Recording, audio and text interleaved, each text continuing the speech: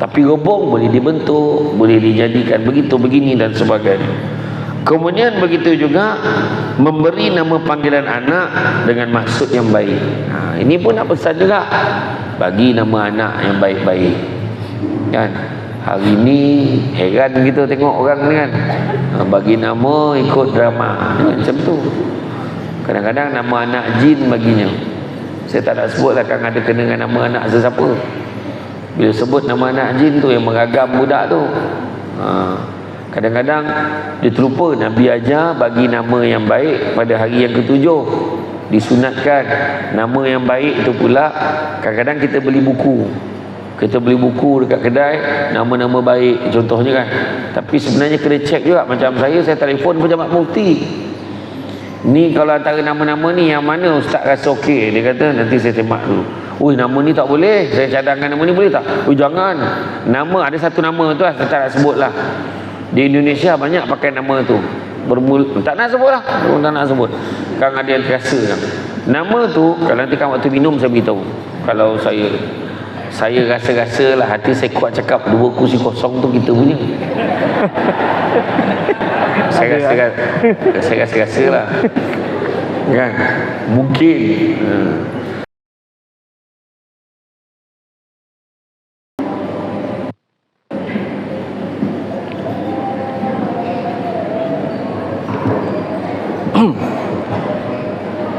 Bismillahirrahmanirrahim. Assalamualaikum warahmatullahi ta'ala wabarakatuh.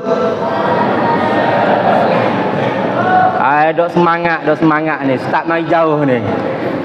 Baik, alhamdulillah, innalhamdulillah, salatan wa salaman ala Rasulillah wa ala alihi wa ashabihi ajma'in, amma ba'du. Yang berusaha Puan Sharifah binti Arsyad selaku Tuan Guru Besar, yang berusaha Puan Syariza An-Nur binti Idris selaku YDP PIBG,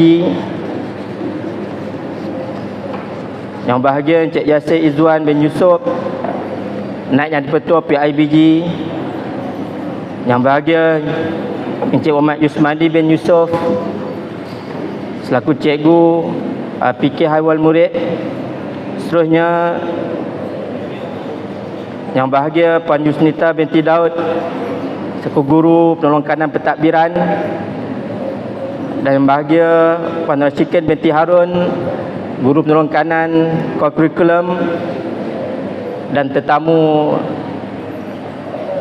undangan kita pada malam ini yang bahagia Datuk Haji Rusli bin Haji Hashim, dan juga yang bahagia Datuk Haji Muhammad Izzuddin bin Haji Muhammad Ilyas, dan juga tetamu yang kita raikan, yang kita nantikan pada malam ini yang bahagia Ustaz Samsul Debat ataupun Ustaz Samsul Amri yang sudi hadir bersama kita pada malam ini. Terima kasih bagi Ustaz.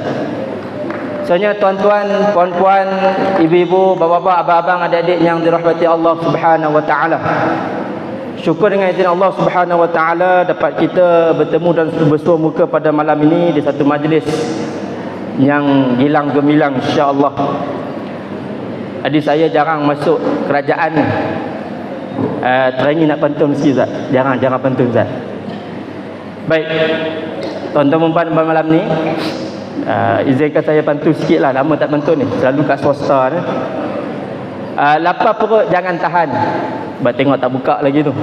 Baik, kerana banyak hidangan di sini, puji dan syukur kepada Tuhan kita bertemu dan bersua muka pada malam ini. Duduk di meja sambil makan, dewan dihias penuh gemilang. Terima kasih kami ucapkan buat saudara-saudari yang sudi datang. Alhamdulillah.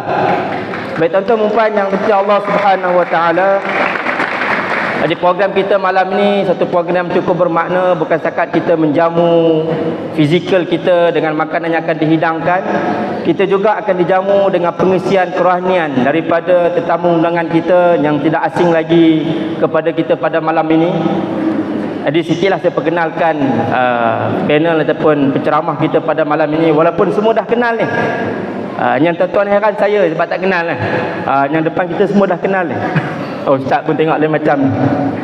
Baik, kucing Anggora berwarna kelabu, lembut bulunya selembut salju.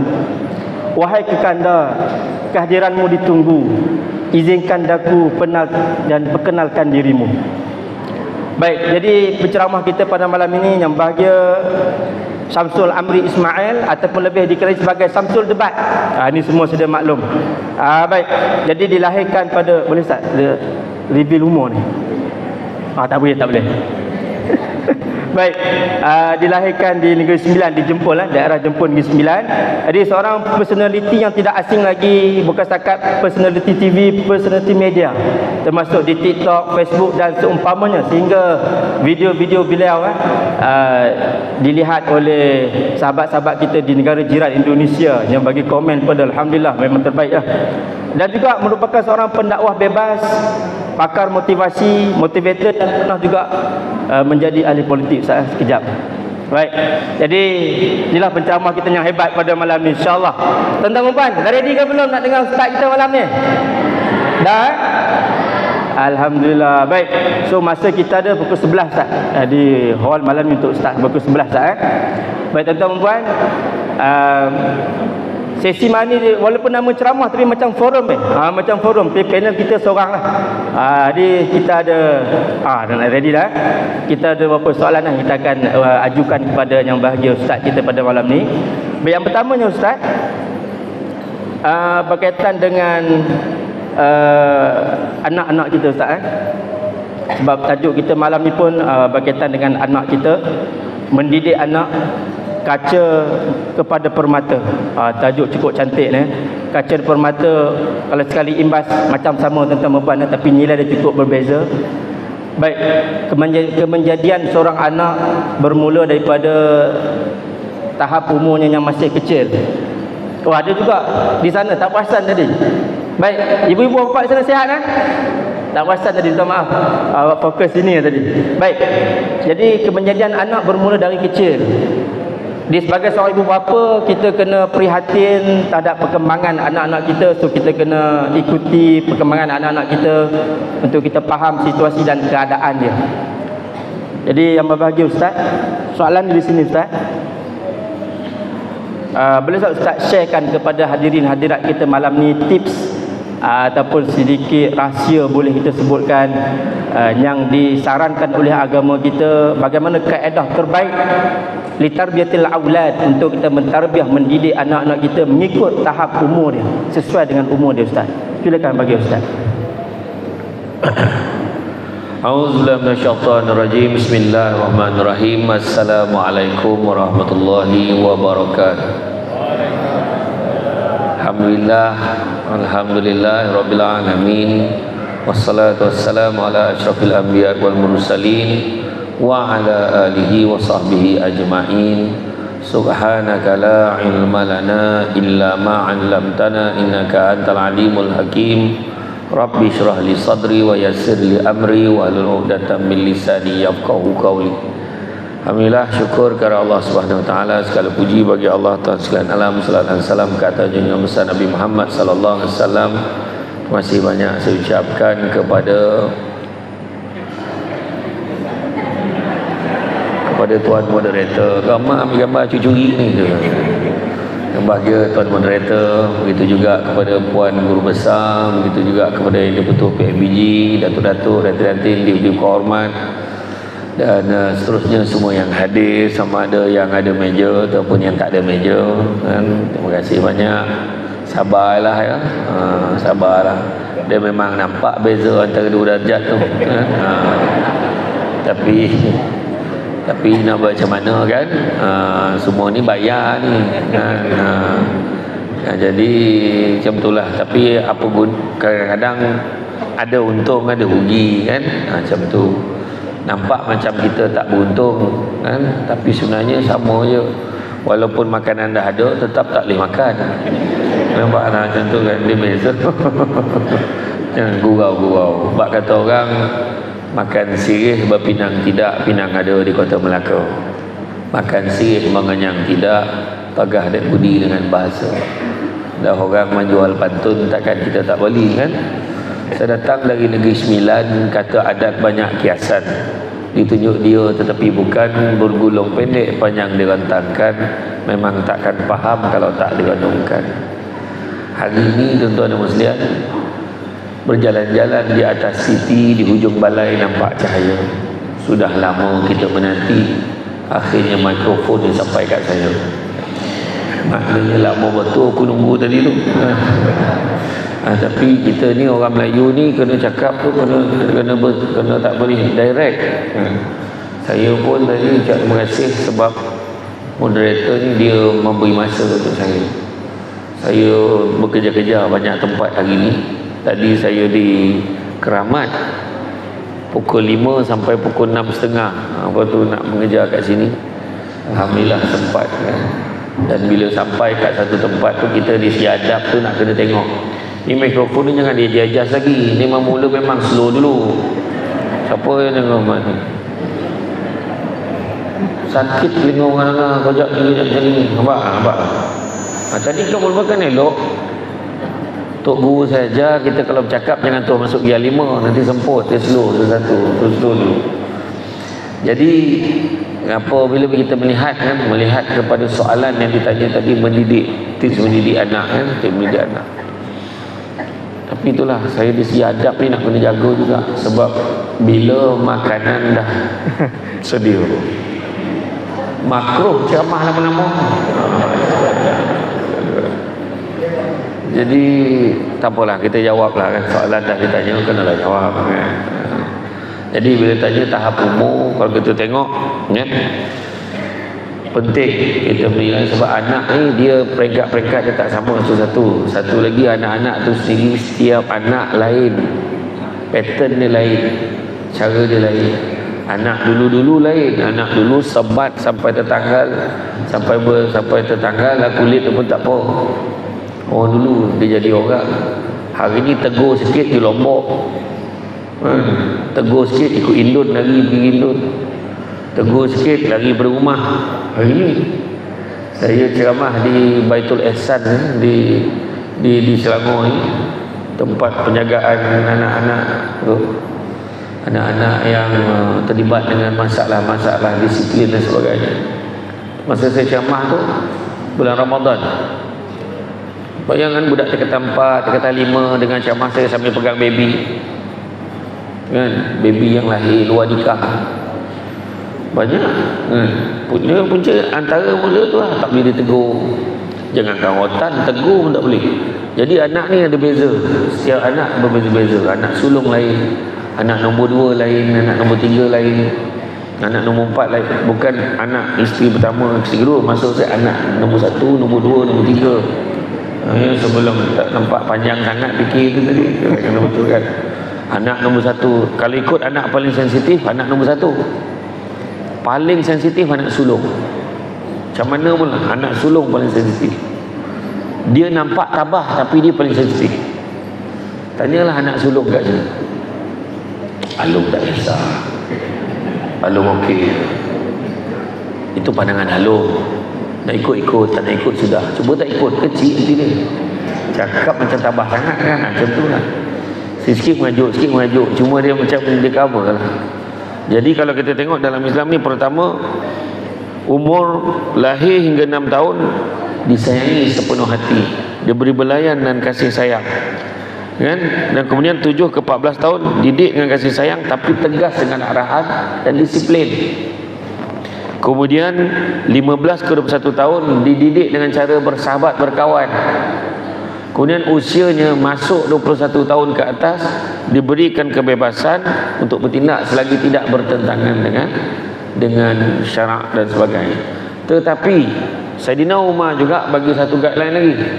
Kalau didik anak ni 7 tahun pertama, 7 tahun kedua dan selepas 14 tahun. 7 tahun pertama layan seperti gajah. Apa dia nak bagi, tak susah. Kedai RM2 banyak, kedai Iko RM2 40 sen apa, RM2 10 sen, bawa ke situ. Tapi setakat 7 tahun pertama saja. Isu hari ni yang jadi rosak budak-budak ni, dilayan seperti gajah sampai umur 15-16 tahun. Kadang-kadang sampai tingkatan 5 tu yang budak sekolah rendah dah bagi bawa motor pergi sekolah. mak ayah ada kawasan kampung tu beli motor untuk dia, lesen tak ada, kaki tak sampai ni, bawa motor mak ayah bagi. Sian dia nak keluar senang, cepat sikit kononnya. Tu sebenarnya silap. 7 tahun pertama sahaja layan seperti gajah. Ada sebab Islam menggariskan seperti itu, sebab dah dikaji dah keadaan 7 tahun tu keinginan dia setakat apa je. Tapi lepas 7 tahun, masuk je umur dia 8 tahun sampai 14 tahun, layan dia seperti hamba, kata Umar. Layan seperti hamba. Apa maksud hamba? Hamba bukan semua benda dia boleh dapat. Dia nak ni tak dapat, tak dapat dah kan. Nak ni. Kita hari ni nak apa? Nak handphone. Jenama apa? Saya tanya. Kan nak berapa? Nak RAM yang macam mana? Berapa gig? Bapak ni baik betul. Bapak ni Datuk pula, bukan Datuk ni lah, tempat lain ni. Tak contoh lah. Kan? Bapak banyak duit, contoh kan. Orang kaya, Mega Holding. Macam-macam lagi. Semua bagi tak. Sebagai hamba, maknanya tu yang tadi cerita tadi, bagi dia disiplin. Semula suruh dia buat kerja, buang sampah, kemas rumah, basuh baju, basuh kasut kan? Kemudian selepas 14 tahun layan seperti sahabat. Tapi lah kebanyakan kita macam Datuk semua, VIP semua ni, orang lama macam kita ni, memang tak merasa pun layan jam raja dulu yang 7 tahun pertama tu kan. Tak rasa mana mainan semua kudung-kudung je, jenis-jenis tak mana-mana dapat kan. Iya. Lepas tu bila masuk darjah 4, 5, macam saya kan, saya berserubat ni lahir dan keluarga berniaga. Mak saya berniaga. Pukul 5, pukul 4:30 pagi dah kena bangun, tolong ngentil kuih kari pap, lap daun pisang, bungkus si lemak. Lepas tu kari pap ngentil. Kalau balik sekolah, orang balik sekolah boleh tidur, sementara tunggu TV pukul 5 kan. Dulu petang mana ada TV lagi, dulu petang pukul 5 baru start kan. Lepas tu kena lenyek dulu tepung tu biar dia lepeh, nak buat kari pap, lenyek pakai botol 7 Up tu yang besar tu kan. Lepas tu lipat dengan plastik beras tu, kentil kau kari pap ni satu, tak main lah kacik-kacik goreng-goreng menganga, tak main lah macam tu. Buat. Kemudian kuih donat tu pukul 4:30 pagi ni kena golek-golek kan dekat ni, kena depan kipas tu, dengan tak berbaju, kita tidur tak berbaju, so pendek tadi. Bangun dia golek-golek kat gula kasta tu, sebab kipas sebab nak sejuk kan. Kalau tak sejuk dia gula tak melekat. Baik. Dah buat benda macam tu. Saya fikir kawan-kawan aku tidur lagi ni. Apa saya cakap kat diri saya? Saya cakap, kenapalah aku lahir dalam keluarga ni. Itu ayat saya cakap, tuan-tuan. Nak cakap bukan baik sangat sama surbat ni. Saya cakap, kenapalah aku lahir dalam keluarga ni. Geram, memang tak ikhlas buat kerja tu. Tuan-tuan, tak ikhlas. Aduh, macam-macam lah buat kerja. Ya, macam tu. Dulu kita pergi sekolah naik bas. Ya. Tu sebab kita cerdik dulu lain. Kita naik bas, kita kena bajet naik bas tu 30 sen, 20 sen. Kita kena tahu waktu bila nak tekan loceng. Budak sekarang tahu ke tak tekan loceng macam mana? Kita kena bajet ni, cepat sangat terlajak, cepat sangat berhenti kan. Kalau lambat tekan terlajak simpang jauh. Nak kena bajet betul-betul. Dah ngapa cantik tempat berhenti. Wah, iya dulu kan. Mana ada aircon bas dulu? Jamia tepi tingkap dulu. Jadi saya cakap kan, kenapa aku lahir dalam keluarga ni, saya cakap ayat tu. Dan tahun lepas, hujung tahun, kebetulan pagi tu saya sarapan dengan mak saya. Adik-adik saya pun ada. Adik-adik saya semua Samsul. Syamsul Fazli, Syamsul Hafiz, Syamsul Hafizi, Syamir Hafizah. Yang last kali tu Syamir Hafizah, Syamsul Hafizi tu kembar lagi perempuan. Kami 5 beradik. Saya sampai kat situ makan. Apa tu mak saya pun ada waktu tu. Kau tahu tak masa balon ceramah itu dekat sekolah apa tu, balon cakap apa tu? Kan pagi-pagi kita kena buat kerja kan, tolong mak kan. Balon cakap dah hati balon apa? Memang itulah balon cakap dalam hati. Balon cakap apa? Balon cakap, kenapa lah aku lahir dalam keluarga ni? Adik saya kata apa? Kita orang pun cakap macam tu balong. Sebab lepas saya keluar pada sekolah, dia orang pula sambung buat kerja tu. Tapi bila kita buat macam tu, kita fikir kenapa dah lah susah tu, tak boleh ini, tak boleh. Orang lain tu ke sana kemari, pergi makan sana makan sini, makan meja bulat dekat dinner malam jamaah dekat sekolah. Contoh Rasa kita tak rasa. Kita tak rasa kalau dapat makan kat luar, ya Allah seronok sangat betul tak kan dulu. Jadi rupa-rupanya bila kita dah dewasa, bila kita diajar macam tu tentang susah, baru kita tahu nikmat senang. Datuk ni pun sebelum bergelar Datuk apa tadi namanya? Rosli. Datuk Rosli. Sebelum bergelar Datuk, bukan tiba-tiba Datuk. Jangan salah faham, ingat lahir Datuk tak ada. Dulu Encik Rosli je dulu. Tapi sekarang dah yang berbahagia Datuk. Tapi sebelum tu Datuk ni susah. Orang susah, saya tahu. Saya tengok muka saya tahu, dia dulu susah. Nah, Datuk orang sini kan, Datuk orang sini tu. Datuk kat mana tu? Kedah. Kedah mana tu? Kulim Bandar Baru. Bandar Baru tu pun baru dapat ke? Dulu Kulim macam tu. Kulim mana? Yalah Kulim Bandar Baru.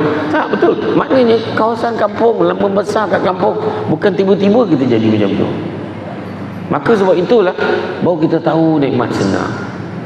Masuk umur 14 tahun tu, 7 hingga 14 tahun tu kita dididik dengan kesusahan, kena buat kerja, kena disiplin, basuh. Loh, kenapa ni? Rupanya pergi asrama dah tahu dah gosok baju sendiri macam mana.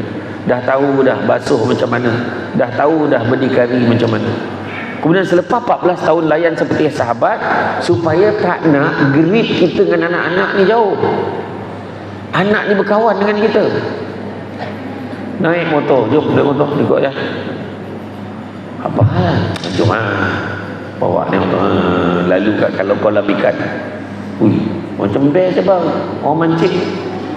Best tu memang best. Tapi kita kena bezakan diri kita dengan ikan tu. Macam tu pula. Tengok orang pagi, petang, malam, dia kat situ lagi. Apa beza dia dengan ikan? Dia pun pagi petang malam ni nak bahas tu ikan. Bezanya kalau kita solat sampai buntang mati ikan, tengok orang ni solat ke tidak. So kalau solat tak apa. Jadi makna kalau Alung besok nak pergi mancing, pastikan Alung jaga solat. Okey. Macam member sampai kat kedai makan, nak minum tak apa apa ni, kerja lah member. Bolehlah holy ice satu. Holy ice mahal tu. Abah pun cakap, ni abah dengar kau dah pandai-pandai berkawan dengan budak perempuan. Mak kau bising dengan abah. Ya macam mana pula? Bukan apa-apa pun bah kawan ni. Yalah, sejak I love you bah lah. Mana abah tahu? Abah basuh baju kau jumpa surat tu. Ya ke abah? Tak adalah, abah bukan apa. Kau tu bising. Kau belajar dulu. Yalah. Itu masuk kawan. Nampak tak? Anak dengan anak perempuan sambil racik bawang. Tadi kan mama kan tak padan dengan sungai buaya. Mama nyampah. Macam tu. Kan? Tadi kan dekat sekolah ada orang bagi surat dekat adik. Dia bagi surat apa? Surat lah, dia kata nak matilah, apalah, gindulah. Dia tengok, dia cakap adik ni perempuan yang tercantik dia pernah tengok dalam hidup dia. Dia ke? Itulah, nak demam lah, nak cekik, nak mati, nak bunuh diri. Faham?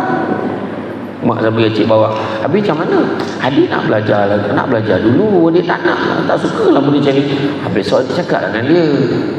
Ya besok dia cakap, kau jangan kacau aku lagi. Aku tak suka lah tengok muka kau. Jangan macam tu. Cakap elok. Cakap lah dia nak belajar lagi.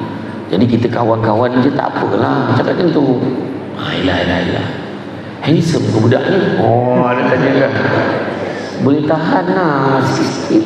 Boleh lah. Tapi tak nak lah. Jadi maknanya grip tu tak hilang. Nampak tak? Jadi sampai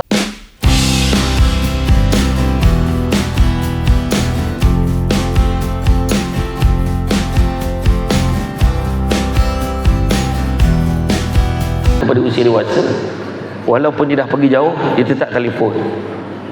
Bah, nak tanya pandangan sikit lah, bah. Kau tak ada kelas ke ni? Sudah tadi, ni ada gap ni, nak tanya pandangan abah ni. Dia sentiasa cari abah, cari mak ni. Nampak tak? Tu maksud dia, ada sebab. Jadi mana kata, kalau kita nak mendidik anak ni, kita kena tengok perkara-perkara ni supaya kita tak hilang kawalan. Paling tidak kita boleh bagi pandangan, ada ruang bagi pandangan pada anak kita. Jadi dalam mendidik itu pula, elakkan ni fizikal ni. Bukan semua anak tau boleh rotan, bukan semua anak boleh dapat penampar sampai keliling, bukan semua anak boleh benam kepala dia masuk dengan ikan buat lagi tak, bukan semua orang. Saya dulu kena rotan dengan ayah, memang jangan cakap lah. Sebat mana yang sempat, tapi baru dia sebat tu sakit, kesan tu sampai ke hati. Tapi menyebabkan kita nak jadi orang kan. Belajar mengaji, mana ada rotan, tinggi je volume sikit, sedih lah. Baca sedih macam tu kan. Dulu lip date a, lip bawah i, lip depan u, a, i, u. Bukan salah sebelah. Dia nampak kita bagus itu. Lip date an, lip bawah in, lip depan u. Selang dua muka. Anate an, lam date la, mim ya mati bawah min, nun date na. Dah senyap. Banyak pula ada pembunyi. Dia patutnya alamina. Awak pula cakap alamina sambil pandang ayah tu, betul tak betul? Alamina. Tengok panjang pendek. Alamina. Baca balik. Dah nangis. Jam nangis tu pergi simpan. Simpan dulu. Betul tak? Tak payah rotan. Lepas tu bila kita kena sebat tu sakit, tapi tak sakit lagi tau.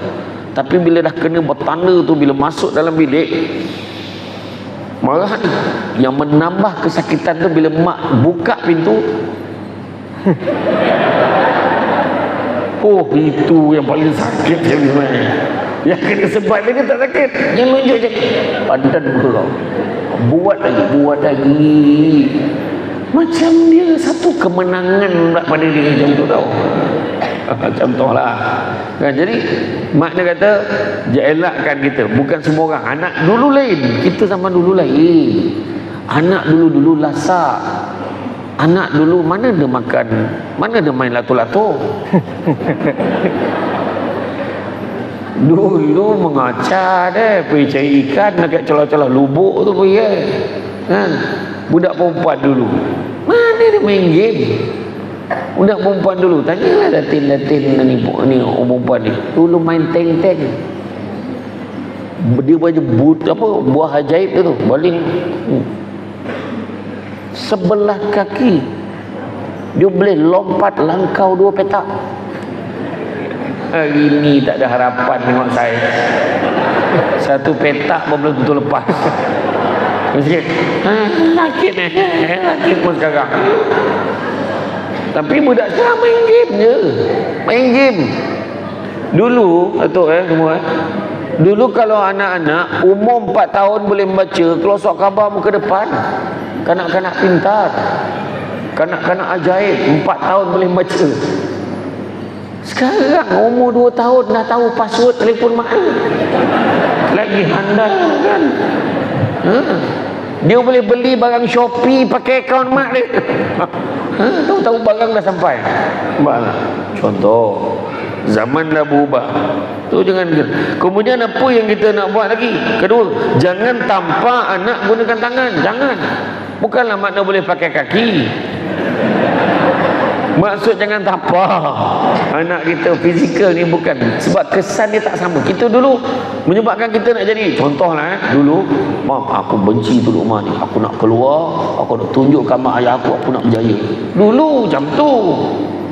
Sekarang ni tak. Heran betul. Ni cuba tengok ni hari ni hari apa? Hari ni hari apa? Sabtu kan. Pergilah kat jalan-jalan tengok. Saya daripada Seremban, kalau highway lekas, highway tu berbuka lengang pukul 2-3 pagi, Seremban ramai naik motor ni, main lumba. Pening Jepun. Jepun buat motor tu 2 tayar, dia pakai 1 je. Yang seko tu pula naik motor dia tak boleh, dia memang pantang orang cabar dia nampak 2 lampu je, dia akan masuk celah antara 2 motor. Dia masuk. Tu 2 dah tu. Rupanya lori mati. Nak kata apa? Sekarang yang terbaru ni, yang paling menakutkan kita ni, dah ada pula ni laman dark web ni, melanggankan isteri, langgankan suami untuk orang. Bayangkan, isteri saya mengandung 3 bulan, siapa nak over sekarang? Bahaya betul. Anak-anak kita nampak benda ni, macam mana? Tu belum cerita lagi sekarang media sosial. Tengok, mak nak tanya lah. Sorry, mak pula, mama. Mama, what do you think? Sungai Buaya. Sorry, Crocodile River. Crocodile River. Dia kata apa? Dia ni sebenarnya jantan ke perempuan? Pening kepala. Kan ada seorang tu, saya akan buktikan yang saya boleh mengandung. Apa hal kau? Kalau kau perempuan, tak ada perempuan cakap dia akan buktikan dia boleh mengandung. Tapi anak tengok dalam media sosial. Itu cabaran dia hari ni. Kemudian begitu juga ajar anak solat seawal usia 7 tahun. Ajar. Dalam kita mendidik tadi tu, yang peringkat-peringkat umur, ajar anak solat 7 tahun. Nabi kata, ajar, didiklah anak kamu bersolat seawal usia 7 tahun. Kalau masuk 10 tahun tak solat, maka watan dia. Tapi maknanya Nabi ajar kita kena ajar daripada 7 tahun. Bukannya 10 tahun tanya tak solat tu watan. Tak, dah didik daripada 7 tahun, 8 tahun, 9 tahun, masuk umur 10 tahun tak solat, boleh watan. Sebab terbukti menurut kajian saintifik, anak-anak berusia 4, 5, 6, 7, 8 ini lebih mudah nak dididik solat berbanding kanak-kanak berusia 40 tahun. Tu. Sebab itulah orang kata melentur buluh biar dari robong. Sebab pek puluh tu bukan robong dah, buluh botong. Memang koreh lihat apa tu. Buluh ni standard buat lomang, buat rakit, buat jambatan, buat buyang buluh. Habis dah rosak, campaan, tak ada gunung dah.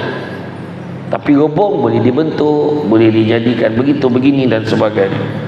Kemudian begitu juga memberi nama panggilan anak dengan maksud yang baik.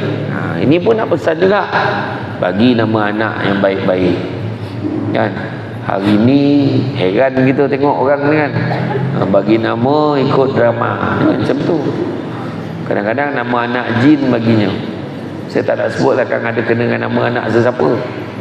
Bila sebut nama anak jin tu yang meragam budak tu, kadang-kadang dia terlupa Nabi ajar bagi nama yang baik pada hari yang ke-7. Disunatkan nama yang baik itu pula. Kadang-kadang kita beli buku. Kita beli buku dekat kedai, nama-nama baik contohnya kan. Tapi sebenarnya kena cek juga. Macam saya telefon pejabat mufti. Ni kalau antara nama-nama ni yang mana ustaz rasa okey? Dia kata nanti saya tembak dulu. Nama ni tak boleh. Saya cadangkan nama ni boleh tak? Jangan. Nama ada satu nama tu lah, saya tak nak sebut lah. Di Indonesia banyak pakai nama tu. Tak nak sebut lah. Tak nak sebut. Kan ada yang terasa kan. Nama tu, kalau nanti kan waktu minum saya beritahu. Kalau saya rasa-rasa lah, hati saya kuat cakap 2 kursi kosong tu kita punya. Saya rasa lah. Kan? Mungkin. Jadi, saya tanya nama tu. Tak apalah saya sebut lah. Saya rasa orang Malaysia jarang ada nama tu. Darwis. Pernah dengar nama Darwis kan? Sebab saya teringat pemain bola sepak Indonesia tu Robbie Darwis dulu. Lepas tu saya tanya lah, Darwis ni maksudnya yang bijaksana, okey lah. Tapi saya kata rupanya zaman Nabi dulu ada seorang nama Darwis, sahabat Nabi nama Darwis, tapi dia ni pemalas betul. Maksud dia baik, tapi ada ikut sirah tu zaman Nabi ada yang nama macam tu. Oh jadi saya tak jadi bagi nama tu. Jadi tanya, tu belum cerita lagi. Abang, demi kasih sayang cinta kita, kita gabung nama kita, letak nama kat anak kita. Apa pandangan abang? Abang ikut. Abang Yahya, saya Mahani, anak kita Yamaha. Itu nama Jepun tu kan? Bukan nama Islam Melayu tu. Maznah Daud, Mazda budak tu lah. Pahala. Tapi orang dulu-dulu lagi dahsyat kan? Orang dulu ikut sempat dia redup nama Tupang kata kan, Sidai. Iya, tak ada orang dulu macam tu panas. Tak kisah, tapi bagi nama yang bawa maksud yang baik. Kemudian akui kesilapan anak dan ajarkan tanggungjawab. Ajar tanggungjawab tu sebab guru-guru, mana cikgu-cikgu sini? Kau memang dah menyesal jadi cikgu ke apa? Bila aku tanya tu angkat cikgu angkat tangan Belakang. Oh cikgu ramai. Belakang tu cikgu pun ada. Untuk maklumat semua, saya dulu pernah jadi guru. Saya dulu lepas pada belajar SPM, saya kerja hilang sekejap, kemudian saya jadi guru ganti di sekolah menengah Jalan Luk, nama dia Bukit Mewah sekarang. Bila jadi guru kat sana mengajar bahasa Melayu dan sejarah tingkatan 3, ganti cikgu Kalaimani yang khusus naik pangkat selama sebulan. Lepas tu sambung lagi 2 minggu, ganti cikgu Raihana yang cuti bersalin tak balik-balik. Maknanya dia dah bersalin, dah cuti, tapi disambung lagi 2 minggu, saya ganti dia. Kemudian saya naik pangkat JSTT, guru sandaran tidak terlatih, dengan gaji SPM 494.50 sen dulu dekat SRJKC Pehua Seremban. Selepas 6 bulan saya rasa saya tak boleh jadi cikgu. Itu sebabnya saya sambung belajar. Kenapa tak boleh jadi cikgu?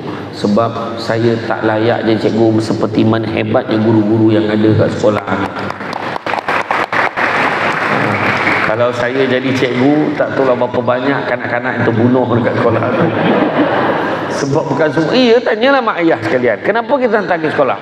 Kalau kita hajar sendiri, ya Allah, cepat semangat panglima tu naik. Kau bodoh sangat, kau ikut siapa bodoh ni, macam tu. Sebab dia nak terus pandai, memang tak boleh. Sabar kan. Tu sebab bila hantar dekat cikgu kena waktu hari bertemu dengan pelajar tu kan, waktu hari bertemu dengan ni temu janji profesional. Ada setengah sekolah buat macam tu kan, 3 penjuru tu lah. Bila mak ayah tanya macam mana anak saya cikgu, terus terang, cikgu ni semua nak play safe. Semacam dia yang paling baik saya. Macam mana anak saya cikgu? Dia ni okey sebenarnya, cuma yelah kan budak kan, main je. Tapi kalau dia usaha lebih sikit, saya yakin dia boleh beli aku pijak orang. Kau tahulah, cakap lah betul-betul. Macam mana anak saya cikgu? Ya Allah, semoga Allah menyelamatkan dia. Macam tu amat. Jadi ayahnya tu mana? Wah, pahal anak saya tu. Teruk betul panggil. Saya ni hari-hari doa, bilalah budak ni nak pindah sekolah. Mengacau orang ni kerjanya, tidur diam. Ayah dia pun pandang, kau pun salah. Mana ada. Jadi anak ni tak berani dia buat panggil lain kali, sebab dia tahu semua benda cikgu akan cerita. Faham tak? Anak saya macam ni cikgu, saya tak dapat nak cakap. Ni senarai kemungkaran yang buat tahun ni. Bacalah sendiri. Astagfirullahaladzim, ya Allah, ya Allah, ya Allah, anak aku kan, ya Allah. Itu sebab bila cikgu cakap dia ni okey sebenarnya, tak ada masalah. Itu sebab bila berlaku masalah, ibu bapa susah nak percaya anak dia tu tak baik. Susah nak percaya anak tu buat hal. Ini mesti salah ni. Cikgu lah salah ni. Ni saya salah cikgu. Tapi yang tu kemudian kita cerita. Sebab nampak cara panjang sangat jawapan soalan pertama. Jadi saya serahkan kembali kepada moderator. Wallahualam. Baik, terima kasih yang bahagia Ustaz atas garapan dan adunan yang mantap tadi. So alhamdulillah hadirin sekalian, dikira pembuka kata daripada bahagia kita pada Ustaz kita pada malam ni. Okey, best tak best? Best lah, selalu tengok dekat video kan. Okey, so poin kita tadi berkaitan dengan mendidik anak mengikut peringkat umur. So permulaannya kita mesti tanamkan rasa kasih sayang pada anak kan. So nak tanya dah, bapak-bapak, ibu-ibu pada malam ni kan, siapa hari ni yang dia dah cium anak dia, ada tak? Dah cium anak dia? Bukan cium bini dia, cium anak dia. Tak amal. Oh, anak dah besar. Plan anak kecil lah. Okey, sebenarnya lah sahabat Nabi SAW pernah sekali Nabi cium Sayyidina Ali karramallahu wajhah di depan seorang sahabat, Aqra' nama dia. Jadi bila Aqra' tengok Nabi cium cucu dia Sayyidina Ali, Sayyidina Hasan bin Ali. Jadi dia kata, aku ada 10 orang anak, seorang pun tak pernah cium. Tak pernah cium anak, tuan-tuan. So balik-balik nanti tengok anak, so banyak-banyakkanlah kerak-kerak cium anak, boleh lah? InsyaAllah tuan. Permulaan. Ustaz tadi seronok Ustaz cerita pasal naik bas tekan loceng kan. Adik depan tu macam tak faham sebab dia sunat laser dia Sunat laser. dia tak boleh faham tekan loceng Ustaz. Okey, so balik kepada soalan kita yang kedua pada Ustaz, berkaitan dengan isu sahsiah kendiri pelajar lah. Ada anak-anak kita yang meremehkan, mengabaikan persoalan sahsiah dan akhlak ni Ustaz ni. Kadang-kadang di sekolah cikgu sampai orang kata apa, saya tak cerita tadi lah, ada cikgu yang darah tinggi nak layan kerana anak-anak kita di sekolah ni Kadang bila cikgu tanya, dia boleh cakap, kau nanya. Betul kan? Di pengaruh video ni, dia akhlak dengan cikgu tu tak ada. Bagi dia akhlak ni bukan persoalan utama, bukan perkara yang perlu diutamakan. Sehingga kan kadang-kadang kita nak cakap kurang ajar macam satu perkataan yang berat kan. Tapi ini realiti ni Ustaz. So apa pandangan Ustaz berkaitan dengan isu ni? Kenapa pelajar hari ni dia meremehkan soalan akhlak Ustaz? Silakan Ustaz. Satu, jemaah ayah kena cakap dengan anak. Tak ada adab dengan guru sampai mati takkan berjaya. Tu saya kata. Saya tak ada cakap saya baik sangat, tapi boleh kata setiap masa kalau saya naik kereta travel nak pergi ceramah, saya buka phone saya cari guru-guru saya, pensyarah saya mana saya boleh call, saya call, tanya khabar apa semua saya call tanya. Sebab terima kasih doa dia orang. Selain pada doa mak ayah, doa guru-guru, tak kira guru tu Melayu, Cina, India, tak kira. Saya mana saya sempat tanya, saya tanya. Tu baru ni saya dapat call seorang, nama dia Cik Masrifah. Cik Musrifah, sampai sudah dia tak kahwin, dia mengajar. Saya kata, lah tak kahwin lagi puan, dia kata. Belum ada jodoh lagi. InsyaAllah ada tu, dia kata. Tapi dia mesti, saya pun kecil hati sebenarnya. You cakap dan ceramah, you call guru you cakap dengan pensyarah apa semua, I tunggu juga tak ada pun you call I, dia kata. Saya call dia tu, belum cerita ada pensyarah yang bila saya call tu, saya tanya dia, lepas tu dia tanya saya balik, buat apa sekarang? Saya ceramah lah puan. Ceramah? Ceramah apa? Ya, saya kata. Pernah tengok tak Samsul Debat dalam TV tu? Selalu tengok, suka dia. Itu saya lah tu. You kan, daripada belajar sampai sekarang tak habis gurau dia kata tu. Dia tak percaya saya tu Samsul Debat. Sebab dulu memang saya nakal, memang perangai saya tu memang nakal lah. Kalau tak mengusik itu bukan saya. Jadi memang kena jaga. Itu sebabnya burung serindit terbang melayang, mari hinggap di dahan mati, bukan ringgit dipandang orang, budi bahasa rangkaian hati. Bintang 7 sinar berseri, bulan purnama datang menerpa, ajaran guru hendaklah dicari, mana yang dapat jangan dilupa. Sebab guru di pesanan dia ni semua penting. Jangan. Yang ni buat. Yang ni jangan buat, ikut. Itu sebab orang tua dulu depan tu lama tu, pokok sena tepi sempadan, anak tupai menumpang lalu, bercerai nyawa dari badan, barulah putus petua guru. Ada sebab guru ni bab adab kena jaga. Sahsiah tu adab, perangai yang elok, jaga. Depan orang tua menunduk, depan cikgu, ini nampak cikgu. Dulu kalau kita nampak guru kan, Cikgu sihat. Macam mana pun tu, walaupun bengap melantun-lantun, tak boleh belajar, tapi tak hormat guru memang cukup jaga. Sekarang yang berlaku, ada satu sekolah menengah, pengetua keluar daripada sekolah, budak tu di luar sekolah, ada satu tembok dekat ujung jalan, sokok dia. Pengetua tu lalu, berhenti depan dia, turun cermin, dia pandang budak tu. Budak tu apa tengok? Naik cermin balik pengetua. Jalan pengetua. Pengetua sawanya. Bukannya apa? Bayangkan kanak-kanak apa ni sekarang, generasi hari ni. Sebab apa? Terlampau banyak tengok benda-benda yang negatif dalam media sosial. Semua boleh tengok cerita gangster, tengok cerita-cerita macam mana orang tu berlawan guru dia macam mana, cerita tentang geng, grup-grup tertentu. Itu ada orang tanya saya, budak-budak sekarang ni dia cakap, saya tak nak belajar, saya nak jadi YouTuber, saya tak nak belajar, saya nak jadi influencer. Sebab influencer boleh jadi kaya. Siapa cakap? Berapa banyak orang yang cuba influence tapi tak jadi kan? Buat TikTok, buat sendiri, dia tengok sendiri. Follower dia 2 orang, mak ayah dia dengan tu lah, saudara mara dia je. Lepas tu paksa tu, tolonglah follow. Dia suruh follow. Bayangkan. Tu saya kata, saya cakap yang paling senang lah. Kalau kita, mak ayah semua, ingat tak dulu zaman Friendster, zaman MIRC chat kampung mama. Dulu cyber cafe kita bayar RM15 sejam. Dulu mula-mula saya ingat pergi Terminal 1 Seremban tu RM15 sejam. Lepas tu dekat sana murah weh, baru RM10. Wah, RM10 masa tu murah dekat itu. Ada dekat kampung-kampung Felda, curi telur ayam, curi ayam orang jual sebab nak masuk cyber cafe. Kemudian RM5 sejam. Sekarang jam pertama free, jam kedua RM1. Sekarang. Dan seterusnya. Jadi saya kata, zaman tu habis, tiba-tiba ada Friendster, tiba-tiba ada BBM, BlackBerry Messenger. Oh gila beli BlackBerry masa tu, tekan berapa huruf, pap keluar bunga. Woi, macam mana tu? Punya lah kan. Lepas rupanya setahun ni je BlackBerry tu. Lepas tu tiba-tiba dah ada pula Facebook.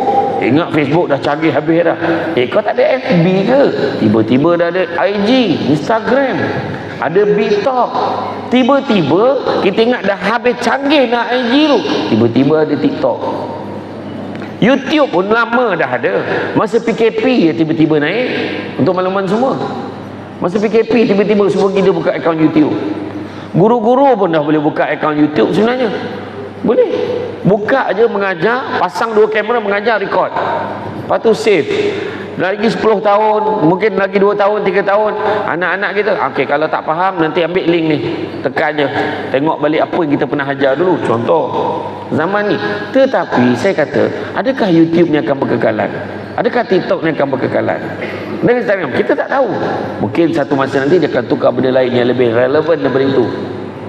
Jadi kalau itu keadaannya, alangkah baiknya walaupun kita jadi YouTuber tapi kita seorang doktor. Walaupun kita jadi seorang influencer tapi kita seorang engineer. Kita ada satu career yang boleh menjaga diri kita, membawa diri kita dalam menghadapi cabaran pada hari ini. Maka salah satu perkara yang nak kena ada adab. Itu sebab Imam Malik kata, biar ilmu sikit tapi jangan tak ada adab. Biar ilmu sikit, jangan tak ada adab. Maknanya bukanlah kata kalau contoh ilmu sikit tak apa, tak payahlah belajar. Bukan. Kalau ilmu sikit, adab pun kena ada. Lagi tinggi ilmu, lagi tinggi adabnya. Tetapi hari ni ada pula lagi tinggi ilmu tapi lagi merendah pula adabnya. Yang tu yang kita tak mahu. Maka pentingnya nilai sahsiahan adab ni.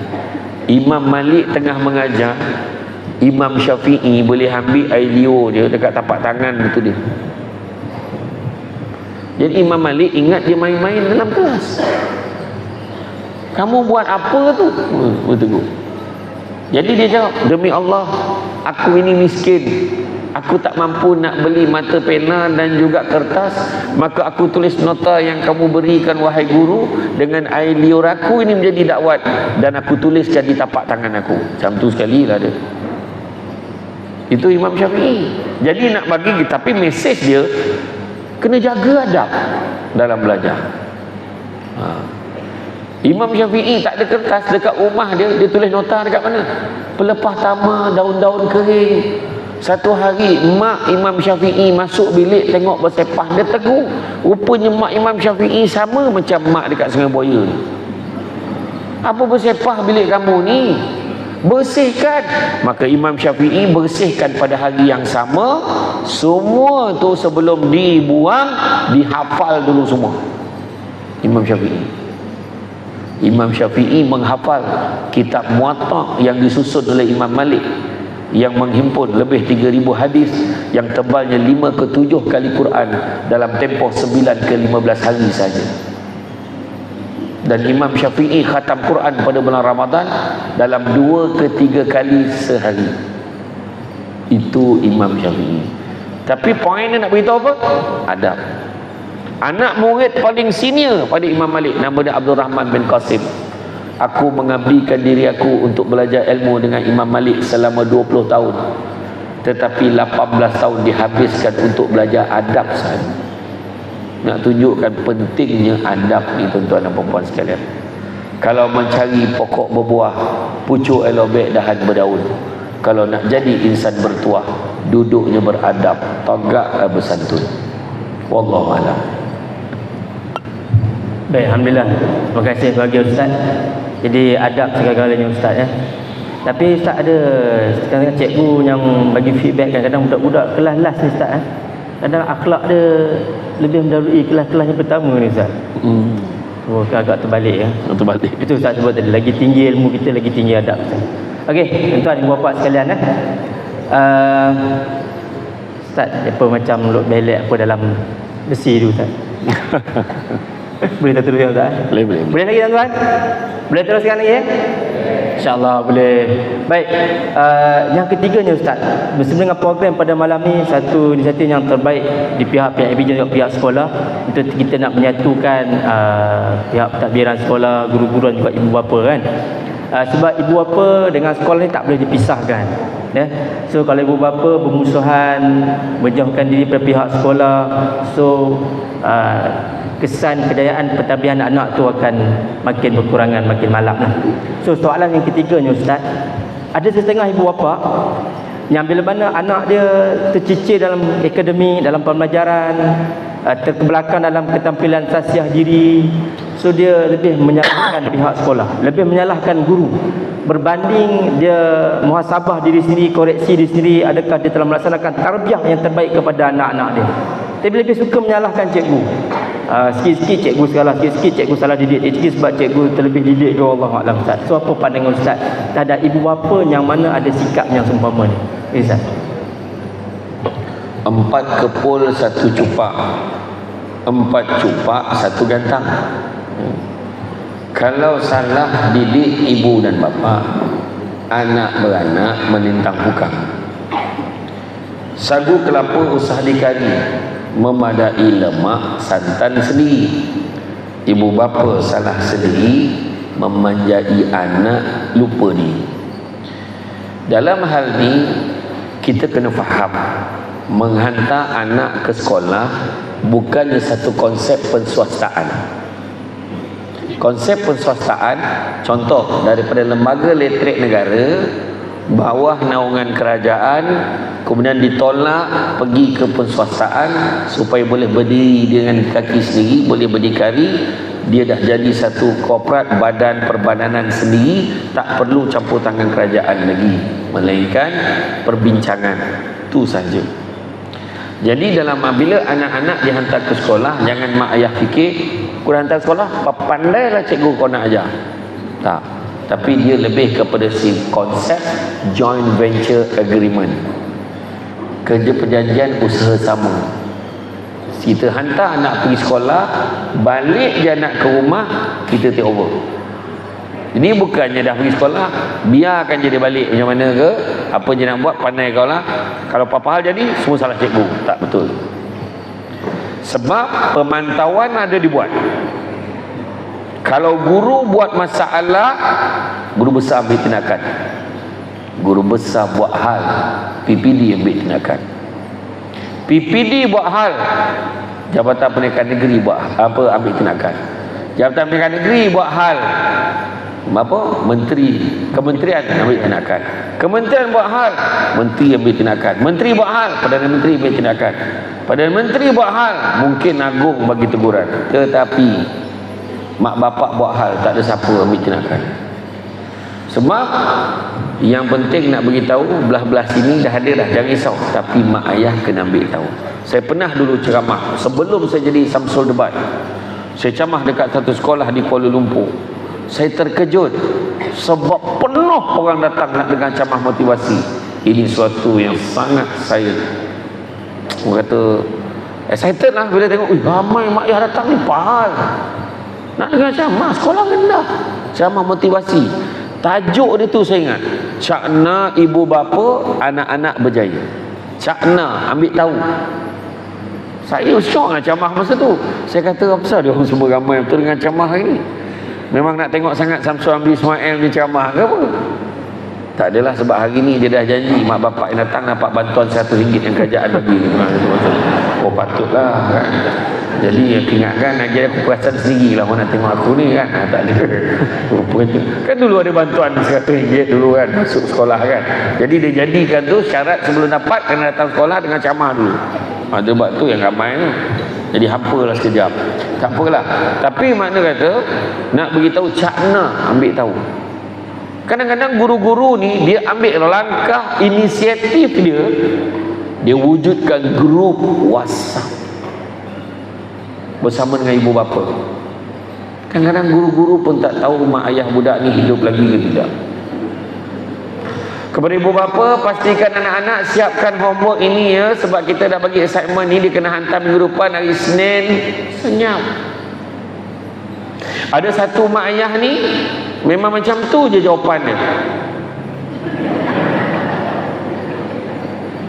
Yang seorang tu sampai ke hujung, yang seorang tu gambar Samsul Debat, mantap, mantap. Dia kata macam tu kan. Tak ada kojo dah, muka aku menjadi ikon ni. Maknanya kena respon. Sebab apa? Saya bagi analogi dia macam ni. Guru besar, walaupun guru besar kita perempuan.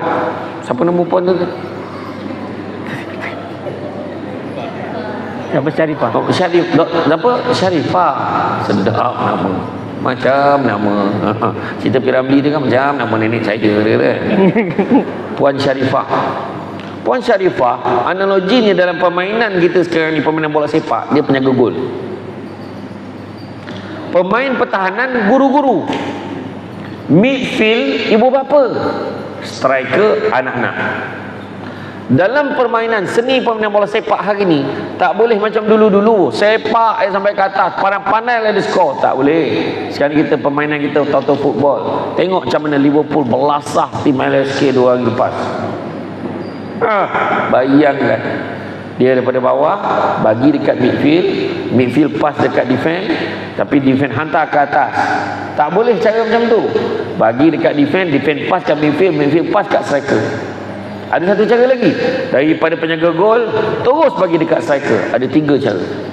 Tapi kalau guru bagi dekat midfield, tadi defend bagi kat midfield bagi kat cikgu balik, cikgu bagi kat midfield bagi, sampai sudah tak skor. Saya cakap tu, ini cikgu lah, apa pula mak bapak tolonglah, apa tu, apa pula awak lah. Tak, maknanya semua orang kena mainkan peranan masing-masing. Kena ingat, kalau kita tengok di sekolah swasta bayar sebulan berapa untuk belajar? Setiap kertas yang photostat tu berapa dia orang charge? Setiap kali buat kelas tambahan berapa kena tambahan bayaran? Beribu-ribu bayar.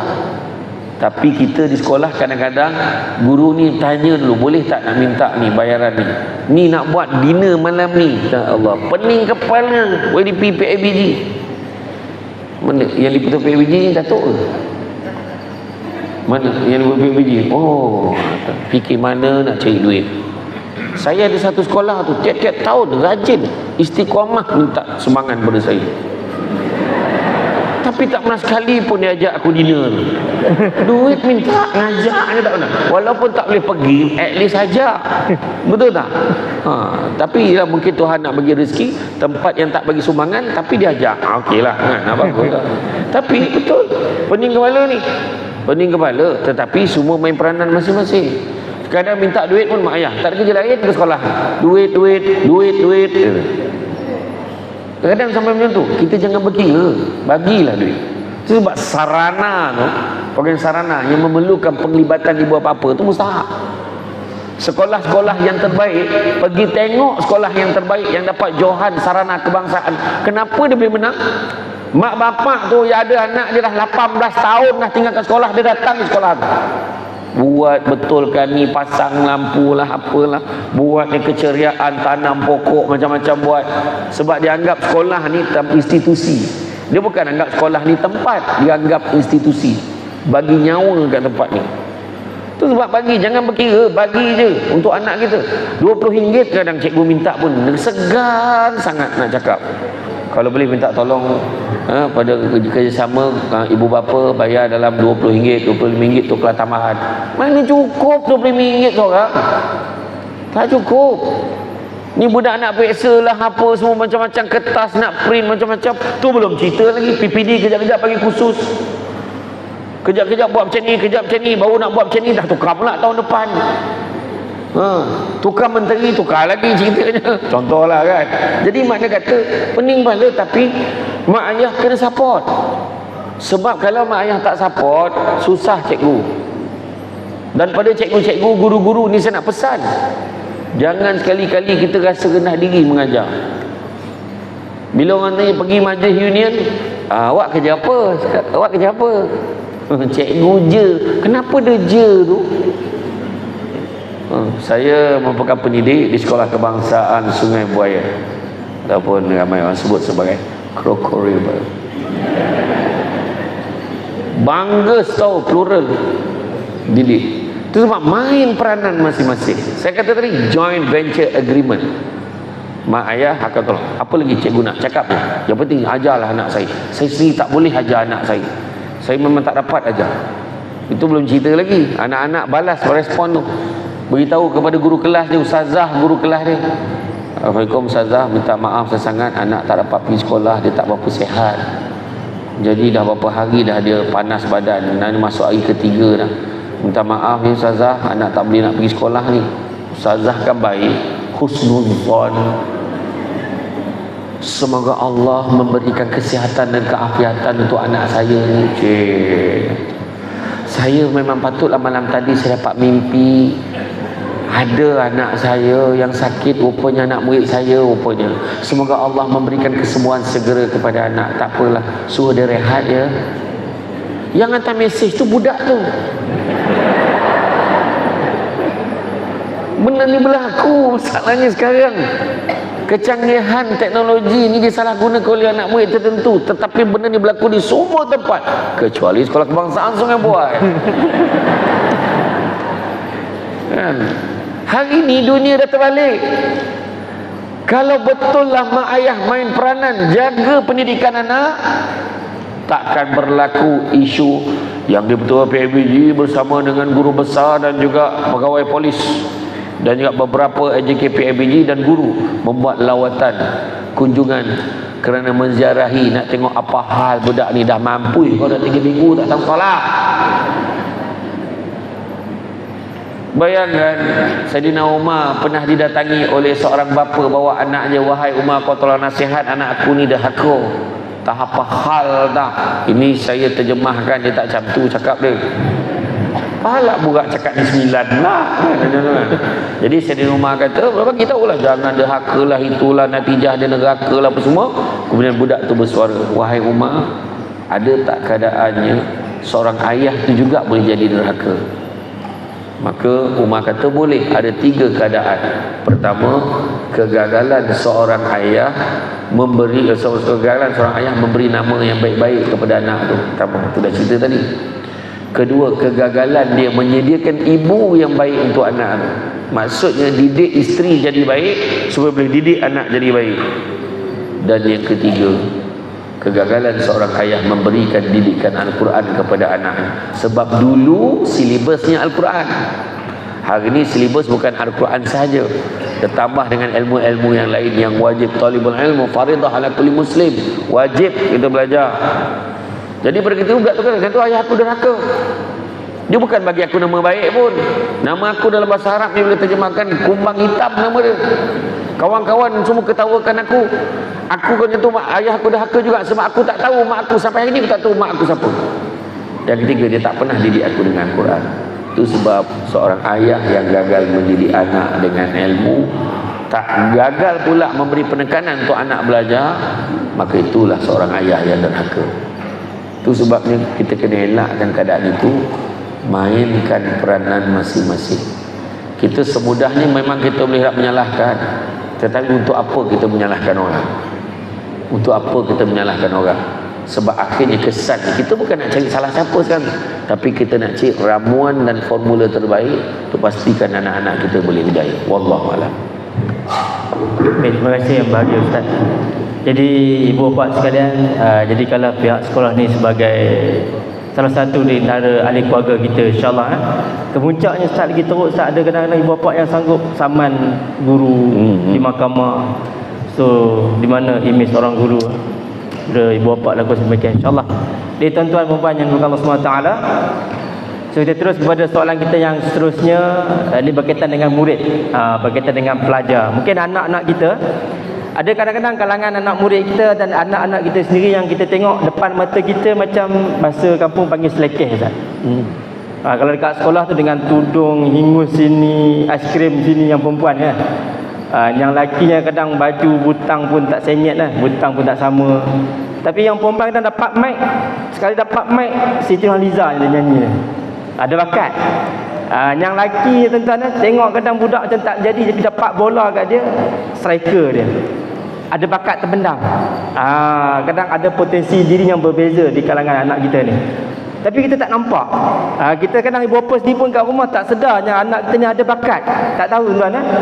Kadang-kadang kita dengar nyanyi lagu duha, nyanyi lagu Arab, boleh hafal lagu Arab punya kan. So macam mana tak ada tips kita nak buat supaya anak ni dengan diri dia sendiri, dia buka hati dia ataupun kita nak semangatkan dia untuk dia tonjolkan bakat dia sendiri tanpa dipaksa Ustaz. Ada tips Ustaz? Saya susah sikit nak jawab soalan. Bukan susah macam mana, maksudnya sebab sekarang zaman dah berubah. Anak-anak hari ni kecenderungan ni, dia boleh buat keputusan sendiri, tapi untuk benda yang negatif cepat. Benda-benda positif ni payah sikit. Saya sendiri pun kalau nak kata debat pidato sekolah rendah tu memang tak ada. Memang tak berani. Sekolah menengah lagi tak nak. Tapi bila saya dah masuk diploma, saya main sepak takraw, saya main sukan. Sebab main sukan ni pun nak kena serlahkan bakat juga kan. Saya main takraw, saya main, sebab di Melaka dulu banyak open takraw main. Saya main killer dulu. Tapi kecederaan mencemburui saya pada final year. Lutut saya problem, ACL tu kan. Maka kata nak operate, memang tak ada lah, memang tak akan operate lah kan. Jadi lepas tu kebetulan roommate saya memang seorang pembidato pendebat. Saya pun tengok-tengok dia, saya pun cuba belajar dengan dia. Dah berubah pula jadi pembidato dan pendebat. Sebab sebenarnya bakat ni sebenarnya, saya terang cakap, bakat ni bukan satu benda semula jadi tak, tapi benda yang boleh dibentuk. Tetapi keinginan tu kena ada. Itu sebab anak-anak jangan disekat daripada kecil. Daripada kecil jangan disekat. Maksudnya kalau ada satu benda yang dia nak buat sendiri, bagi dia, so dia buat. Maksud bukan semua perkara lah. Ada semua. Contoh cara anak berfikir tak sama. Ada seorang budak usia 3-4 tahun macam tu, dia makan mi hailap. Tahu mi hailap? Mi hailap, mi yang kuah kicap tu, yang ada telur mata kuning dia gegar-gegar tu, sayur tu kan, macam tu kan. Dia makan-makan, tiba-tiba dia tangkup kambingan tu, tumpah. Kemudian maknya tadi, apa yang dia patut buat? Pertama tampar sampai ke dinding. Kedua penam kepala, nak buat lagi tak? Nak buat lagi tak? Ataupun tanya. Kebetulan mak dia tanya, kenapa buat macam ni? Anak tu boleh jawab, sebenarnya saya nak tolong mama. Nak tolong mama? Macam mana pula? Dia pun ambil, dia kutip mi tu satu-satu, dia masuk dalam pinggan. Ada halang-halang tu lap lah sekali, dia pun lap. Berminyak-minyak, tak bersih. Ada tolong-tolong tu basuh lah sikit, dia pun basuh, memang tak bersih. Jadi baru dia faham. Selama ni anak ni nampak cara mak dia kemas di dapur tu adalah dengan cara kutip benda yang jatuh, lap benda yang tumpah, kemudian basuh. Jadi dia sebagai kanak-kanak yang tak faham ni, dia ingat kalau nak tolong mama dia, dia kena tumpahkan dulu. Dia ingat macam tu. Cara dia fikir tak sama. Tu kena faham. Kedua, seorang guru seni.